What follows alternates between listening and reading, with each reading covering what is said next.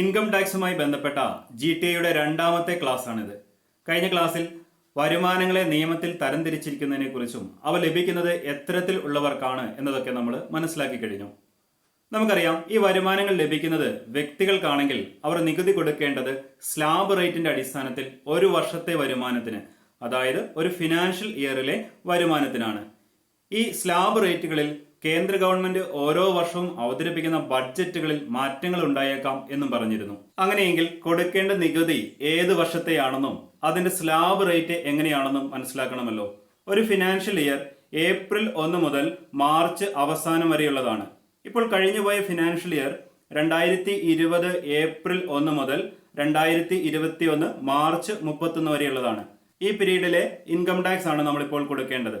സാധാരണ മാർച്ച് കഴിഞ്ഞ് ജൂലൈ 31 വരെയാണ് പിഴയോ ഇൻട്രസ്റ്റോ കൂടാതെ ഇൻകം ടാക്സ് കൊടുക്കാനുള്ള സമയപരിധി. എങ്കിലും സാഹചര്യങ്ങൾ കണക്കിലെടുത്ത് ആ തീയതി നീട്ടി നൽകാറുണ്ട്.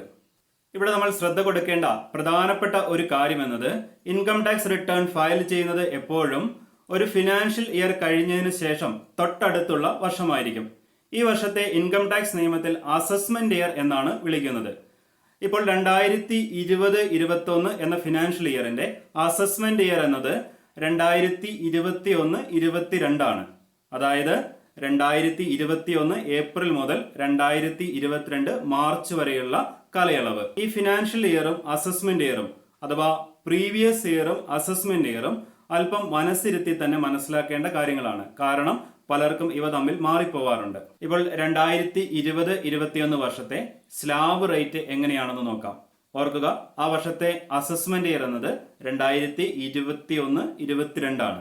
കഴിഞ്ഞ ക്ലാസ്സിൽ നമ്മൾ സൂചിപ്പിച്ചതുപോലെ എല്ലാ വർഷങ്ങളിലെയും സ്ലാബ് റേറ്റുകളിൽ ഒരു നിശ്ചിത തുക വരെയുള്ള വരുമാനത്തിന് നികുതി നൽകേണ്ടതില്ല. ഒരു വ്യക്തിയുടെ ജീവിത ചെലവിന് ആവശ്യം വേണ്ട തുക ഏകദേശം കണക്കാക്കിയാവും അത് നിശ്ചയിച്ചിട്ടുണ്ടാവുക. 2.5 ലക്ഷം രൂപയാണ് ഒരാൾക്ക് നികുതി നൽകാതിരിക്കാനുള്ള ഇപ്പോഴത്തെ ലിമിറ്റ്. 2.5 ലക്ഷം രൂപ മുതൽ 5 ലക്ഷം രൂപ വരെയുള്ള വരുമാനത്തിന് 5% നികുതി നൽകണം. 5 ലക്ഷം രൂപ മുതൽ 7.5 ലക്ഷം രൂപ വരെയുള്ളതിന് 10% നികുതി. 7.5 ലക്ഷം രൂപ മുതൽ 10 ലക്ഷം രൂപ വരെയുള്ളതിന് 15% നികുതി. 10 ലക്ഷം രൂപ മുതൽ 12.5 ലക്ഷം രൂപ വരെ 20%. 12.5 ലക്ഷം രൂപ മുതൽ 15 ലക്ഷം രൂപ വരെ 25%. 15 ലക്ഷത്തിന് മുകളിലോട്ട് 30% നികുതി. കഴിഞ്ഞ വീഡിയോയിൽ സൂചിപ്പിച്ച ഒരു കാര്യം ഇവിടെ ശ്രദ്ധിക്കാം. 5 ലക്ഷത്തിന് താഴെയാണ് വരുമാനമെങ്കിൽ സെക്ഷൻ 87A പ്രകാരം നികുതി ഇളവിന് അർഹതയുണ്ട്. അപ്പോൾ 2020-21 ഫിനാൻഷ്യൽ ഇയർ മുതൽ പുതുക്കിയ ഇൻകം ടാക്സ് സ്ലാബ് ഈ രീതിയിലാണ്. എങ്കിലും ബിസിനസ് വരുമാനക്കാർക്കൊഴികെ മറ്റെല്ലാവർക്കും മുൻപുണ്ടായിരുന്ന അതേ സ്ലാബിൽ തന്നെ നികുതി നൽകാനുള്ള അവസരവുമുണ്ട്. അതുമായി ബന്ധപ്പെട്ട കാര്യങ്ങൾ ഇനി വരുന്ന ക്ലാസ്സുകളിൽ നമ്മൾ ചർച്ച ചെയ്യുന്നതാണ്. Thank you.